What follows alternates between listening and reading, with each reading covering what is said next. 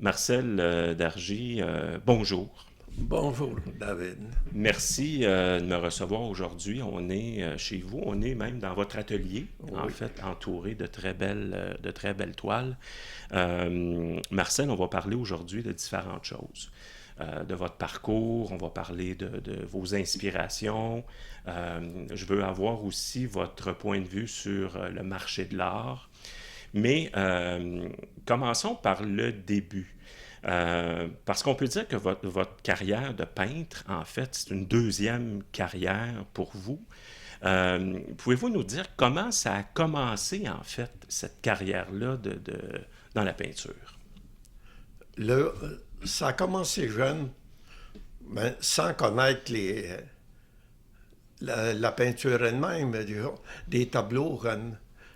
Quand on a 7, 8, 10 ans, on n'a pas vu. On- les seuls tableaux qu'on voyait pour nous autres, c'était les calendriers, hein. Et puis, j'ai fait mon primaire. Puis, en la sixième année, il y avait un frère qui enseignait. Et puis, le vendredi, il donnait 1 heure un cours de dessin. Alors, c'était l'heure, mais c'était mon heure préférée durant la semaine.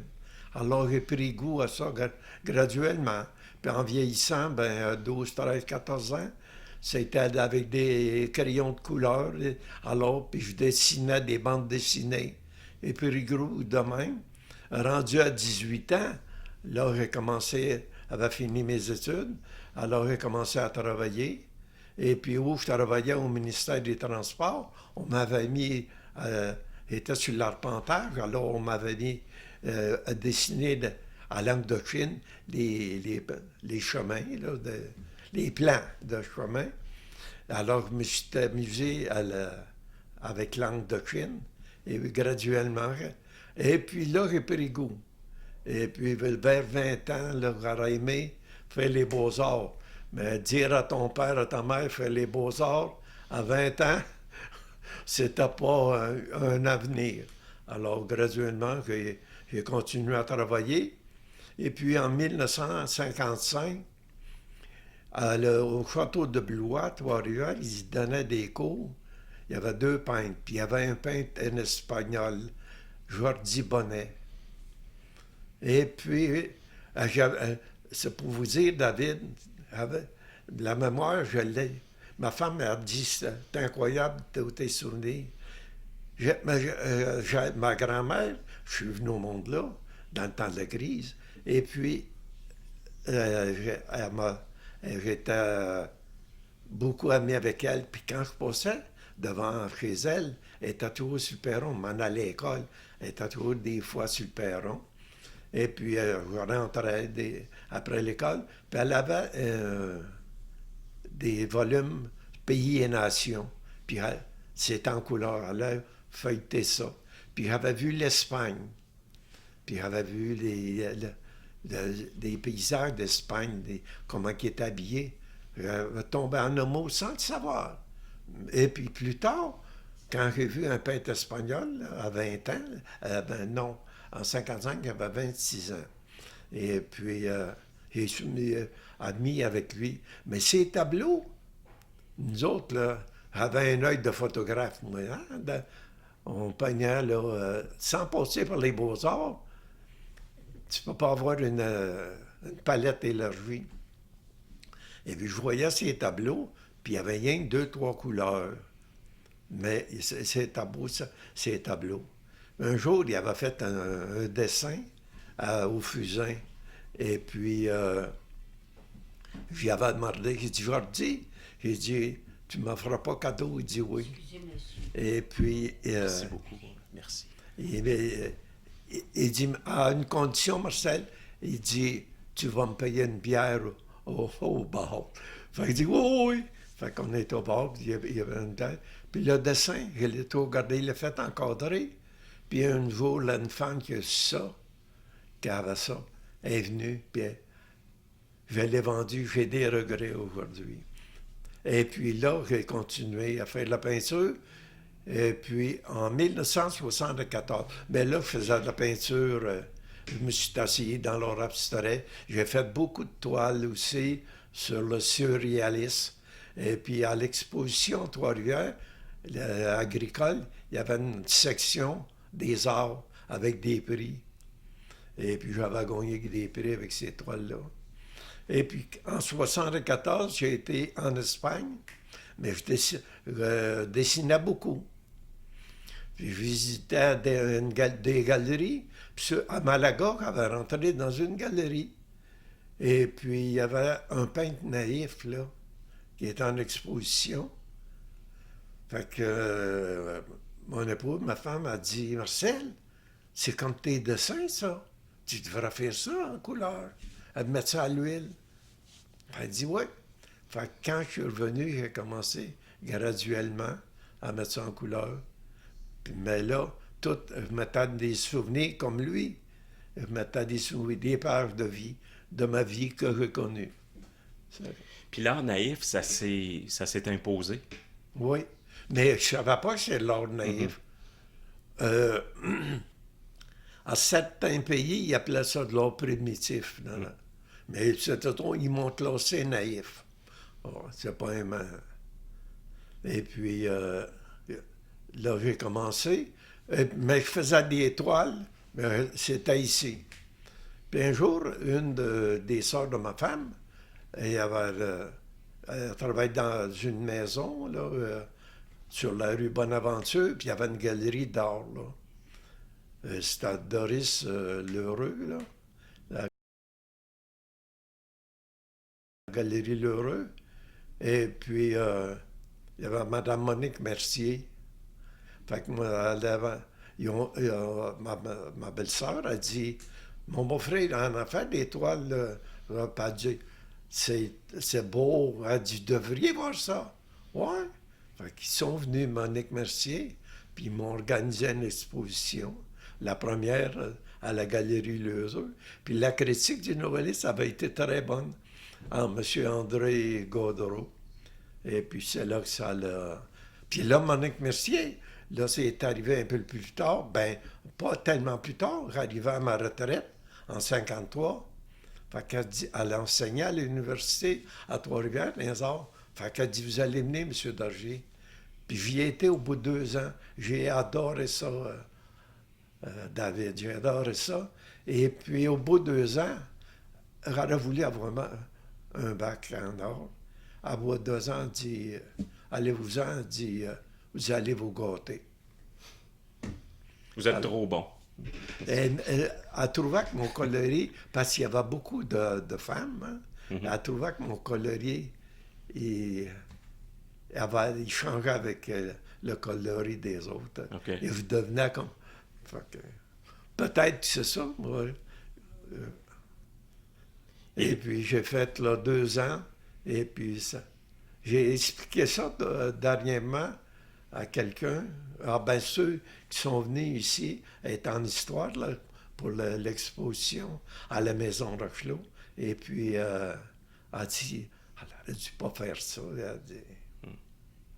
Mais ça a été, cette exposition-là, ça a été un peu le déclencheur. Le déclencheur, oui. De votre, disons, de votre carrière professionnelle comme artiste de peintre. C'est un peu à ce moment-là que ça a commencé. Mais aussi, je me suis formé à l'université, surtout le modèle vivant, les poses, puis les bras, puis comment ça coupe, la course. Et puis après ça, j'ai visité beaucoup d'expositions, Daniel. Puis je m'amusais, j'avais été voir Max Chagall, à une grande expo de Max Chagall à Montréal, au Musée des Beaux-Arts. Puis je regardais ces toiles, puis je disais, ça me frappait. Mais j'ai vu, ils mettaient 2 couleurs globales, 3 couleurs globales. Un autre peintre, Botero, j'ai été voir Botero à Québec. J'ai été voir à Madrid, il y avait 2 expositions, une de Cézanne, puis une de Edvard Munch, un Norvégien. Cézanne, je l'ai adoré, mais quand j'ai tombé avec Munch, là, c'était une découverte. Les autres aussi, c'était 2, 3 couleurs. Alors, j'ai appris, par les années, qu'un tableau, pour qu'il soit fort, il faut qu'il y ait... Puis après ça, je me suis dit, David, J'ai dit, pourquoi les autres ont compris ça, 2, 3 tableaux, là? Marcel, pourquoi tu comprends pas ça? J'ai compris que la vie, quand tu viens au monde, David, tu vois 2 couleurs, le vert et le bleu. Hein? Et puis, tu vas arriver à l'automne, mais tu colles beaucoup de couleurs à l'automne. Ça dure 2 semaines. Si ça durait 6 mois, là, hein? Ça serait pareil longtemps, là, c'est ça. Ouais, là, tu viens. Alors, je me dis, quand je vois des tableaux multicolores, c'est beau, ça frappe. Mais avoir ça sous les yeux, 12 mois par année, c'est ma vision à moi. Puis pour un tableau, pour que j'aime un tableau, peu importe si c'était l'école qui appartient, si je peux rentrer dans le tableau, ils vivent dans le tableau, là, le tableau, il me plaît. Je me dis, un tableau, pour moi, il faut que je l'habite. Il faut être habité. C'est ma conception, moi. Puis ça veut dire que si on revient un peu quand vous étiez, disons, adolescent ou jeune adulte, là, est-ce que déjà à ce moment-là, c'était fort ce désir-là Oui, d'être peintre, en fait? oui, oui. Mais j'étais pas un type, même encore aujourd'hui, j'ai de la misère à m'exprimer, à me faire. J'ai trouvé le mot beaucoup plus tard dans ma vie, introverti. J'étais un gars qui plutôt renfermé. Puis souvent, je disais, j'ai des pages de vie là, qui sont dans mon cours secret, dans mon jardin secret, là, j'ai des pages de vie. C'est pour ça que je disais souvent, j'étais un enfant d'ailleurs, moi. J'ai vu 2 vies parallèles dans la vie, mais l'autre qui est ici dans mon. Je m'évade. Dans votre imaginaire, en fait. Ouais. J'ai un autre monde. Je m'en vais dans un autre monde où j'ai la tranquillité et la paix. Parce que vous avez, puis quand on lit un peu sur vous, plusieurs vont écrire que vous avez eu 4 grandes inspirations dans votre vie, dont les contes et légendes, en Oui. fait. Puis même vous en faites encore aujourd'hui. On parlait de la Corriveau, Menot, etc. La chasse-galerie aussi, les loups-garous. Ça veut dire que cette inspiration-là, en lien avec ce que vous dites sur votre imaginaire, j'imagine que c'est très fort et quand on se nourrit de l'imaginaire, c'est presque illimité, en fait, ce qu'on peut faire. Oui. Au niveau de l'inspiration. Oui. Puis tout ça, c'est le goût qui s'est venu peut-être. Ma mère m'a beaucoup influencé. Elle m'a compté tellement, puis elle tenait des vieilles formes. J'en ai quelques-unes que j'ai écrites avant qu'elle meure, là, comme les bohémiens qu'il y avait chez eux. Là. Les autres, c'était une grosse famille. Hein? Et puis, il y avait des frères, et 5 sœurs. Hein? Et puis. Parce que c'était une très bonne conteuse, votre mère, c'est ça? Ah oui. Elle était conteuse, puis. Donc, vous avez peut-être exagéré un peu, là. Mais vous avez retenu beaucoup de ce qu'elle ça. vous a conté au fil des années, j'imagine. Puis il y avait une taille, ils ont tous vendu ça. Aujourd'hui, il y a l'Hydro-Québec qui est là. Ouais. C'est les 2 côtés. Hein? Ouais. Il y a les tours. C'est à leur terre, ça. Fait que, il y a les quêteux, là. Il y en a brassé plusieurs. Puis il y en avait des bons, des mauvais. Fait que je tiens beaucoup de. Les légendes viennent de là. Les autres, les cérémonies religieuses, le social, c'est dans mon vécu à moi. Ouais. Parce que vous êtes né à la fin des années 20, en fait. Donc, à une époque, puis ensuite les années 30, les années 40 et tout ça, à une époque où au Québec, la religion est importante, où on est très catholique, en tout cas beaucoup plus pratiquant qu'on peut l'être aujourd'hui. Puis quand on regarde vos toiles, on voit aussi que la religion est importante, tout ce qui entourait, en fait, les rites, les cérémonies, tout ça. Ça aussi, ça a été une inspiration importante, la religion. Mais j'ai fait partie de ça. Mais quand tu as 10-12 ans, tu es enfant de cœur, là, où j'ai été chanteur dans la chorale, mais pas été longtemps, là. Mais pour toi, tu penses pas à la religion en jeune. Tu dis, c'est des fêtes. Hein. C'est comme Noël, c'est comme une fête. C'est plus tard qu'on s'aperçoit que c'était des cérémonies qui sont disparues aujourd'hui. Mais c'est parce que je faisais partie de ça, puis je me rappelle des lieux, des endroits où ça s'est fait. Mes sœurs, ils faisaient des angles. Ma femme a fait un angle. Là. Elle faisait des angles en papier. Là. Et puis, là, dans le quartier qu'on vivait, dans cette paroisse-là, ben, il y avait des gens qui étaient atypiques.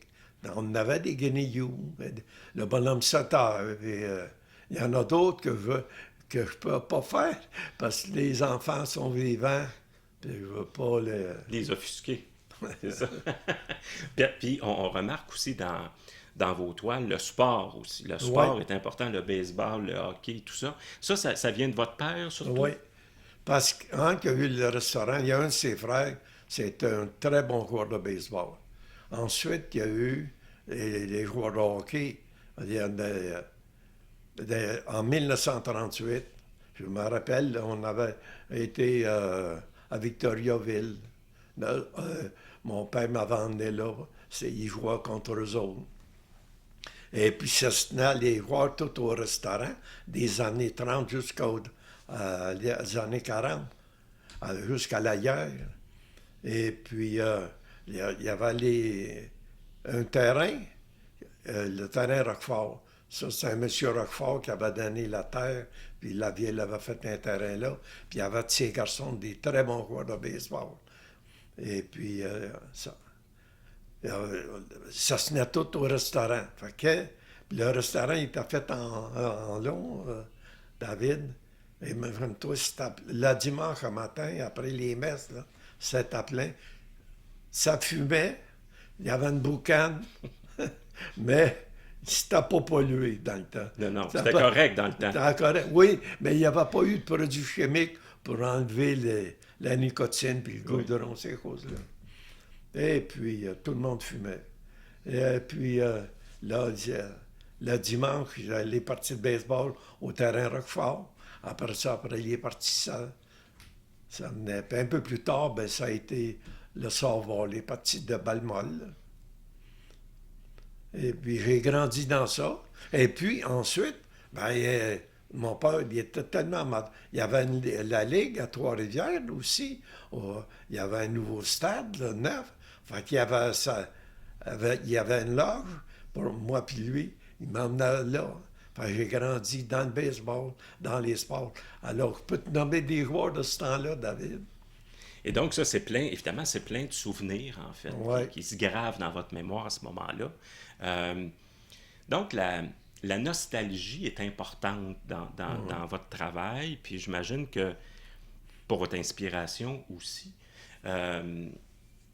Souvent, quand des gens parlent de nostalgie, c'est comme si c'était négatif, en fait. Hein? C'est comme si on vivait dans nos souvenirs. Alors que la nostalgie, puis ça, c'est démontré, il y a quelque chose de très positif à ça, de très apaisant, de penser à des souvenirs agréables qu'on a vécus.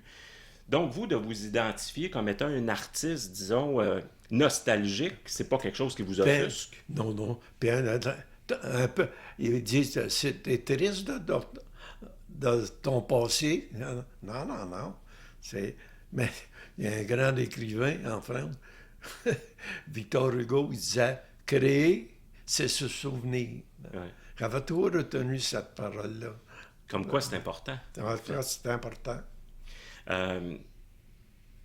Puis l'autre aspect, c'est le courage, parce que moi, je me demande toujours, quand un artiste décide de vivre de son art, en fait, comme ce que vous avez fait à un moment donné, est-ce que ça prend du courage? Est-ce que, dans le fond, il faut pas avoir comme une espèce de belle naïveté, puis dire, bon, ben là, je veux vivre de ça. Est-ce que ça prend du courage? Moi, ça m'a pas pris du courage, Daniel, parce que si j'avais eu seulement que ça pour vivre comme un gagne-pain, là, j'aurais été inquiète, puis ça m'aurait. Là, j'avais déjà un revenu. Hein. Je faisais ça pour mon plaisir. Si ça plaît à d'autres, correct. Si ça plaît pas, je vais te conter. Il est venu un artiste, un collectionneur de Toronto me rencontrer. Il avait vu une mes toiles à Trois-Rivières. Il était d'une compagnie comme RBC Dominion. Et puis, par les années, il a acheté 22 toiles d'annuel. Puis il en a acheté même pour des gens qui ont trouvé dans les cours. J'ai vendu plus de toiles en dehors du Québec qu'en ai vendu au Québec. Puis il m'avait dit un jour, il m'avait fait venir à sa maison, il avait un beau domaine. Il m'avait dit, Marcel, il dit, vous autres, il dit, les Canadiens français, il dit, vous avez une très belle culture.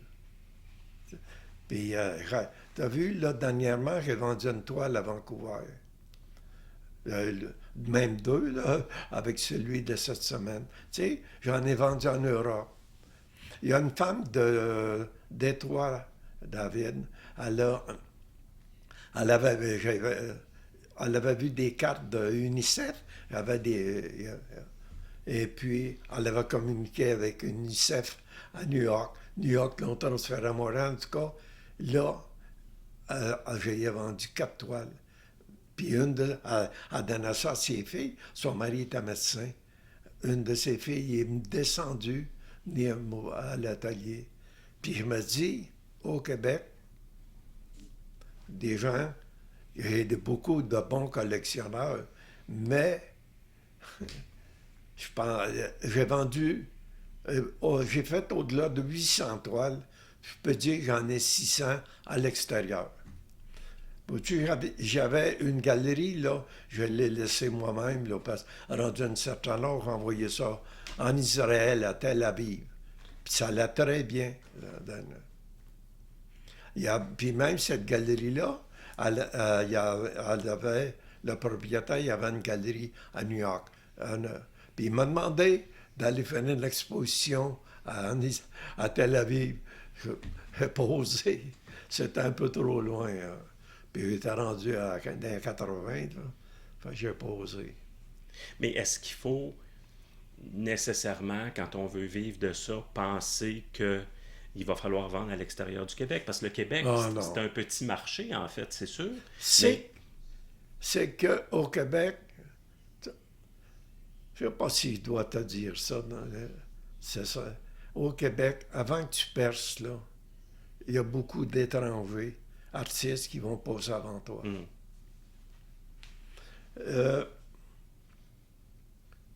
Ça sera fait de la personnalité, mais il y a des artistes, je n'aimerais pas.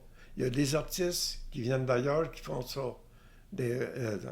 Comme moi, avant, ils vont vendre 5 fois plus cher que moi. Mais c'est toujours la même chose. Moi, ça va être différent. C'est des choses. Ah, OK, m'a faire un restaurant sur un coin avec mais elle va raconter, mon restaurant, il va raconter quelque chose, un passage de vie. C'est ça que je trouve, mais ça me chagrine pas. Vous êtes plutôt serein par rapport à ça, Oh, oui, en fait. Parce qu'on peut se poser la question, quand on veut vivre de ça, puis qu'on est un artiste, est-ce qu'il faut avoir un côté un peu entrepreneur, en fait? Tout à l'heure, vous parliez de votre côté introverti, qui est pas du tout, qui est pas un défaut, là, tant qu'à moi, mais est-ce qu'il faut avoir ce côté-là, un peu entrepreneur, un peu commerçant? Est-ce que c'est préférable? Oui, beaucoup. Moi, je n'ai pas eu besoin de ça. Mais celui qui veut percer, un jeune, il doit aller, se présenter dans une galerie. Moi, j'ai jamais J'en connais des peintres, ils ont été dans les galeries se présenter. Il y en a des peintres qui sont venus ici, des jeunes, puis ils me demandaient comment de faire pour rentrer dans une galerie. Prends des toiles, puis fais-toi un CV, et puis va voir. Et c'est de même. Mais un jeune, il faut qu'il fasse ça. Puis les autres, mais quand tu es âgé, puis tu es déjà connu, je vais te conter une anecdote. Un jour, il arrive un marchand d'or ici. Il y a plusieurs peintres, puis il y a des très bons peintres. Fait qu'il voulait avoir des toiles, fait que j'ai montré mes toiles. Fait qu'il me demande quel prix. Ben, je dis à ça, tel prix, tel prix. Il me fait comme réponse, il dit, tu vends trop cher. Je suis resté bouche bée. Fait que, il dit, j'ai dit, oui, mais j'ai dit, c'est pas moi qui fais le prix. J'ai dit, j'ai gagné le deuxième prix d'or naïf à Nord-Atlantique. Il y avait 24 pays. J'ai gagné 2. Puis j'ai nommé, j'ai eu une bourse de 1% du gouvernement. Fait qu'il me fait comme vraiment, il dit, vends-moi pas ta salade. Là, Daniel, David, j'ai eu les jambes coupées. Fait qu'il dit, trop cher pour toi, mon gars. Et il dit, je prendrai ça, non. J'ai dit, ceux-là sont réservés. Et au bout de 6 mois, il m'a rappelé, il dit, avez-vous quelque chose pour moi? Il dit, non. Il dit, tout est réservé. Il a compris. Ça veut dire que vous êtes conscient de votre valeur, en fait. Oui, mais je me surestime pas, par exemple. J'ai des peintres que je connais qui je les vois. Je dis pas qu'ils sont beaucoup au-dessus de moi, mais ils me valent. Ils sont puis des peintres ici au Cap. Il y a des très bons peintres. Il y en a un actuellement, là, que j'ai de revue, puis il expose, là. C'est des très bons peintres, là. On a chacun notre vision de la vie, puis chacun a son chose intérieure, là, sa vision intérieure, là, ses paysages intérieurs. Parce que parler d'argent, en fait, si on revient au prix, il peut y avoir un malaise, en fait. Oui. Vous est-ce que vous êtes-vous mal à l'aise quand vient le temps de parler d'argent ou Oui. de prix, ou Oui, avez-vous un oui. malaise par rapport Oui. à ça? Oui. David, j'ai un malaise, puis je me dis toujours, est-ce que je vends trop cher? Est-ce qu'il pense que je vais profiter de lui? Mais à New York, dans la galerie, lorsqu'elle était ouverte, j'avais une partie celle qui est sur mon livre, là, la partie de la cour de hockey, là, Daniel. Là. Oui. Elle est sur le livre que M. Lopro, en fait, elle s'est vendue à New York. C'est une toile de 3000, Daniel. Alors, la galerie m'a donné la moitié. Mais ma fille s'en va à New York avec son conjoint. Elle dit, en même temps, va donc voir la galerie à pouvoir et des toiles. Fait qu'ils ont été. Ben, elle était vendue, puis il a vendu le double. Fait que, tu sais, il m'a dit, si, puis en Israël, à Tel Aviv, ils vendaient aussi cher. Alors, puis là, en Israël, la galerie, il y a 26 pays. Il prend l'avion, là. Il est venu à mon exposition à Magog, puis il a voulu avoir des toiles. Puis je n'ai pas voulu. Il dit non, Dan, là, c'est... Trop loin. Trop loin, oui, je dis. Peu pour fournir là, produit, là, tranquillement. Il n'y a plus de galerie acceptée là-bas. Elle ne m'en demande pas non plus. Ouais. À Nord-Atlantique. J'en avais beaucoup, là. J'avais au-dessus de 600 dessins On avait bien vendu. Là. Fait que, à un moment donné, je dis, qu'est-ce que vous va faire avec mes dessins? Fait que j'en parle à M. Leproon, Louis. Il dit, Louis, fait qu'il il s'est informé. Il dit, ils m'ont dit qu'ils donnent donc ça à ses enfants. Fait qu'ils disent, c'est pareil à mes enfants. Fait qu'en même temps, ils ont donné chacun 4-5 toiles. Ils ont parti avec une quinzaine de toiles. Fait que c'est pas... Ça Ça reste va dans être la mon famille. héritage. Oui, oui, c'est ça, qui a commencé à être distribué, en fait. Oui. Parce que vous, finalement, vous parlez de votre, un peu de votre production actuelle. Vous peignez, j'imagine, encore quoi, quelques heures par jour? Ah C'est à oui. tous les jours, À c'est tous ça? les jours. Il y a quelque chose un peu de fascinant dans ça, dans le plaisir qu'a un artiste à peindre, en fait. Parce que quand on parle avec des artistes, on se rend compte que c'est un besoin qui est fort. D'être dans l'atelier, certains sont dans l'atelier, puis je pense que c'est votre cas très tôt le matin. Puis là, on voit sur votre chevalet, actuellement, vous êtes en train bon, vous êtes au travail sur un futur tableau. Qu'est-ce que ça vous apporte, en fait, de peindre comme ça à tous les jours? C'était une jouissance visuelle, première chose, puis une satisfaction pour soi-même. Pas pour plaire aux autres. Hein. Si le tableau, il y a des tableaux qui sont bien réussis, là, mais je suis content quand je m'endors le soir. Mais si j'en ai manqué un, ça me prend du temps à m'endormir. Et puis, c'est comme un musicien. J'avais de ma parenté, il jouait du piano. C'était pas un virtuose puis compositeur, mais puis il est mort à 99 ans, puis il a joué du piano. Il s'en allait, il s'amusait au piano. Il jouait des... C'est ça. Un peintre, c'est son piano, ou ça peut être son écriture, un écrivain. Diriez-vous que ça aide à vieillir, en fait, ou ça aide à bien vieillir quand on a une activité artistique, que ce soit la peinture ou autre, là, diriez-vous que ça aide, comment je dirais ça, à traverser la vie ou Oui. à mieux vieillir, ou à bien vieillir, Oui. en fait? Puis elle la trouvait belle par rapport au tableau.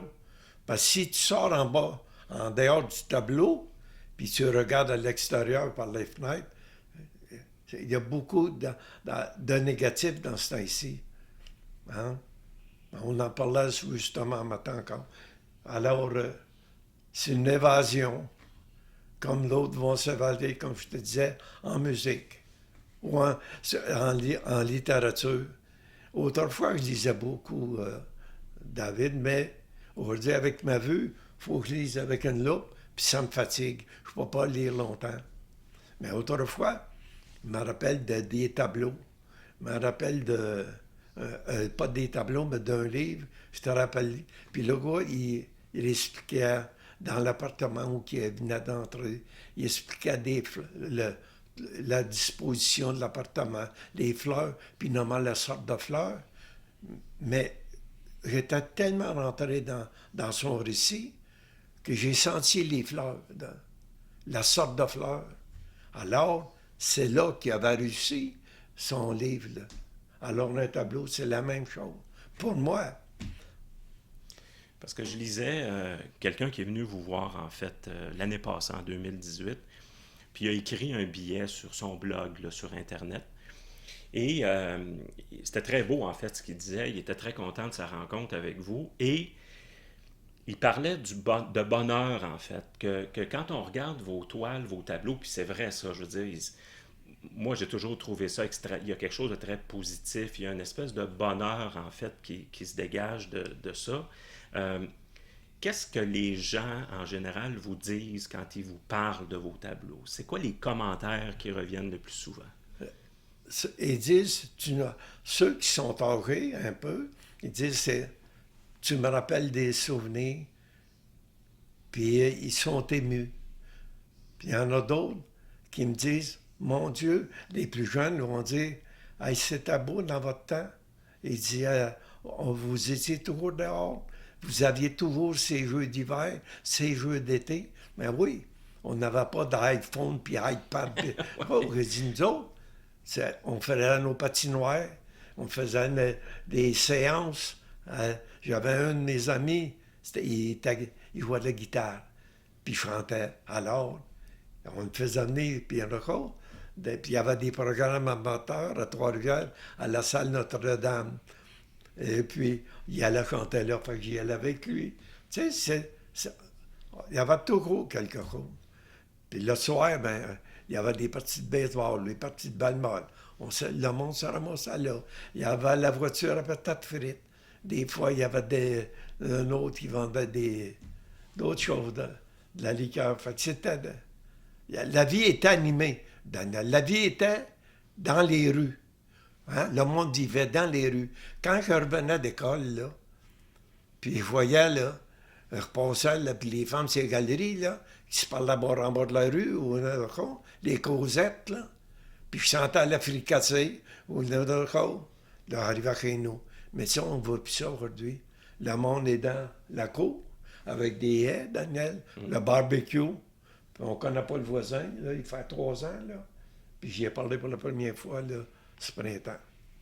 C'est de même qu'on vit aujourd'hui. Donc, une vraie vie de paroisse, en fait. Une vie de paroisse animée, en fait. Là. Puis c'est pour ça que j'ai été 7 fois en Espagne. J'ai adoré l'Espagne. Le monde vit dans la rue. C'est les terrasses, c'est les marchands de toutes sortes. Puis ils ont encore des fêtes Dieu, des processions de fêtes Dieu. Hein? OK, c'est plus... c'est des pages d'histoire qui se continuent. Nous autres, tout est arrêté.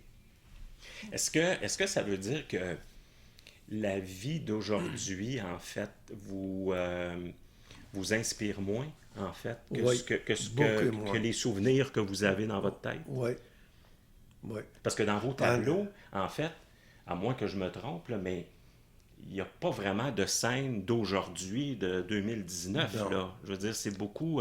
donc, ça vous inspire moins? Les seuls que tu vas voir, là, comme j'ai vu Nathalie Napoléon, là, à Saint-Joseph-de-la-Rive, là, j'ai été pendant 26 ans, à tous les ans, des fois 2 fois par année, dans Charlevoix. J'ai adoré les montagnes puis tout. Là, j'ai beaucoup de souvenirs. J'ai fait des mariages, des scènes à l'île aux Coudes. Et puis, maintenant, après ça, j'ai été en Gaspésie, les îles-de-la-Madeleine. Et puis maintenant, c'est des scènes de là, de paille, les ports de paille. Elle était là, prenait des croquis, des photos. Parce que là, je me reculais aussi autrefois, là, comme à l'île aux Coudes. Était là souvent. Puis aujourd'hui, ben là, les montagnes David sont... J'aime moins ça. Là, c'est l'infini. J'ai trouvé... je me promène beaucoup en campagne. J'adore la campagne. Depuis 18 ans, je parcours la campagne. Puis ici, j'avais pu, quand j'ai pris ma retraite, m'en aller à Champlain. Mais mon épouse voulait le bord du fleuve. Mais le bord du fleuve, c'est trop dispendieux pour moi. Il faut vendre beaucoup de tableaux. Oh, oui! Puis monter les prix. Et puis maintenant, ben, je vais en campagne, puis j'adore. Puis je l'ai parcouru en tant que fonctionnaire au ministère des Transports. À l'administration, vous l'aviez voir les employés, faire des vérifications, en tout cas, puis il y avait des bureaux. Et puis, je passais dans bien des rangs. J'ai passé dans un rang, là. J'ai vu des terres, il y a 3 ans. Ils finissaient au ciel. C'était immense. Pas de bois au bout, ça finissait au ciel. Je me suis arrêté avec Lise, puis on a resté là un bout de temps. Et puis, j'ai arrêté par après. J'ai fait une toile, là. Puis j'ai appelé ça la toile l'éternité du moment présent. Tu sais, on voudrait que le temps arrête, là. Je récite, là. Arrête le temps, je finis mes jours ici, moi. Tellement que c'est beau, en fait. Ah, ouais. C'est-à-dire qu'il y a une émotion qui se dégage, en fait, ouais. du paysage. Puis là, plus que j'ai eu, plus mes toiles, j'ai un autre souvenir de campagne. Tu l'as pas vu cette toile-là, votre monde. Je l'ai appelé l'Angélus. Je passais là souvent, là. Puis il y avait une courroie de chemin, là. Et puis il y avait le village au loin. Puis j'y étais là 7, 8 ans, 10 ans encore. Et puis tout a disparu. Il y a des silos maintenant. Puis... C'est plus beau comme c'était avant. Oh non, fait. là. Je veux revenir quelques mots sur le marché de l'art, en fait. Est-ce que vous diriez que c'est un marché qui est difficile, en fait? Oui, oui, oui. Parce qu'il y en a beaucoup qui se lancent en art, en peinture. Puis les galeries diminuent, ils vendent beaucoup moins. À Trois-Rivières, il n'y a plus de galeries. Hein? Alors, tu as des grandes galeries dans Charlevoix ou à Québec ou à Montréal, mais ils ont leurs artistes. Alors, c'est difficile à rentrer là maintenant. Ça veut dire qu'aujourd'hui, sachant que c'est difficile d'être en galerie, puis j'imagine encore, si on est en galerie, il faut que la galerie fasse bien son travail, en fait, Oui. de promotion et tout ça. Oui. Ça veut dire que quelqu'un qui commence aujourd'hui, qui est un jeune artiste, est-ce que s'il n'y a pas toutes les qualités d'entrepreneur dont on parlait tout à l'heure, est-ce que ça veut dire que il faut minimalement qu'il soit un peu entouré, en fait, pour faire ce travail-là, plus de promotion administratif et tout ça? Il faut un certain entourage, en fait, idéalement. Oui. Il faut qu'il y ait... seul, il va avoir beaucoup de difficultés. Et, il va avoir de la difficulté. Il faut avoir des gens, des collectionneurs. S'il peut avoir quelques collectionneurs, lui, le collectionneur, il va en montrer à d'autres collectionneurs, puis il va élargir, à un moment donné, son entourage d'amateurs d'art, de son art à lui. Puis à un moment donné, là, il y a une galerie, il peut, qui va voir ses œuvres, ils vont l'approcher. Mais aujourd'hui, je regarde là, même j'étais abonné au magazine Art, d'une revue, puis je vois que le magazine il diminue, lui-ci. Il y a moins d'articles, il y a moins de galeries dedans. Avant ça, il y a une galerie de Charlevoix, là, il y avait 400 pages. Maintenant, il n'y en a plus. Mais Janine Blais, la galerie Blais, alors me dit, oh, c'est parce que il coupe les dépenses. C'est un signal de quelque chose. Un signal de quelque chose. Ouais. Marcel, en terminant, j'aimerais vous entendre sur le talent, en fait, puis que vous nous donniez votre définition du talent. Ça va être une réponse difficile à te donner, David. Le talent, c'est... pour moi, le talent, c'est inné en soi. Hein? Tu ne peux pas devenir peintre si tu n'as pas quelque chose dans les gènes qui vient de quelqu'un de ta parenté, des ancêtres ou des ancêtres proches. Ma mère était pianiste. Elle a joué du piano. Elle a appris le piano. Lorsqu'elle s'est mariée, elle a tout lâché. Peut-être dans mes ancêtres, il y avait des artisans, pas nécessairement des peintres. Puis là, dans la peinture, je trouve que il y a des belles formes d'art, peu importe l'école qu'on adhère, ça peut être l'art abstrait, ça peut être l'art figuratif. J'ai vu une exposition de Bottero, c'est un peintre colombien. Il est connu mondialement, c'est un figuratif. J'ai trouvé, ébahi, des grands tableaux, des sculptures. Il y a des sculptures dans des grandes villes, sur des places. Il a fait même une fresque, le jugement dernier, dans une église en Italie. Les Italiens, peintres italiens, ils ont moins aimé ça, mais Qu'un étranger... étranger qui vient du tasser. Et puis, les peintres aujourd'hui, et chacun, il faut que ce soit né le talent, d'après moi. C'est comme un écrivain, comme Michel, regarde, Michel Tremblay. Hein? Au début, ils ont tué par la voile. Hein? Mais là, ce gars-là, il a été écrit dans je ne sais pas combien de pays, ses pièces de théâtre, ses romans, et puis il y a eu des prix, Monaco dernièrement, il y a eu encore un prix, l'Académie française. Puis c'est incroyable aujourd'hui. Là, il est correct. Gilles Vigneault, c'est pareil. Puis Fred Pellerin. Moi, c'est des modèles que j'admire. Je ne dis pas que j'ai le talent d'eux autres, là, David, mais je raconte comme en littérature, Tremblay raconte son quartier de Vigneault, son village, en chanson, ou Pellerin, ses contes, son village. Moi, je raconte avec mes crayons, mes tubes et mon pinceau,